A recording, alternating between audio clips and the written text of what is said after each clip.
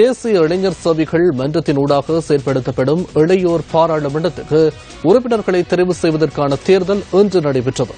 தேசிய இளைஞர் சபைகள் மன்றம், இலங்கை இளைஞர் கழக சம்மேளனம், தேசிய கொள்கை பொருளாதார அலுவல்கள் அமைச்சு ஆகியன ஒன்றிணைந்து தேர்தலை நடத்துகின்றன. இந்த தேர்தலுக்கான பிரசார அனுசரணையை நியூஸ் ஃபர்ஸ்ட் வழங்குகின்றது.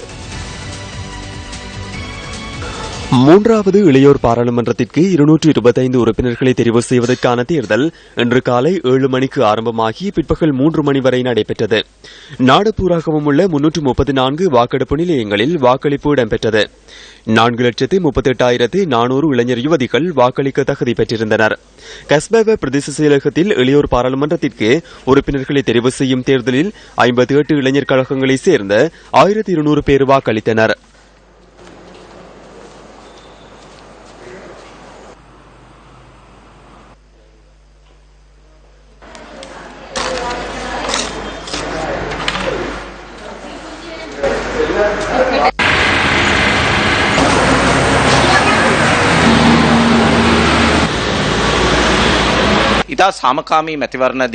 மிகவும் அமைதியான தேர்தலாகும்.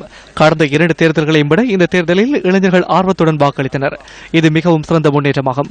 இதேபோல் தேசிய அரசியலில் இளையோர் நுழைவதற்கான அவசியம் தென்படுகிறது.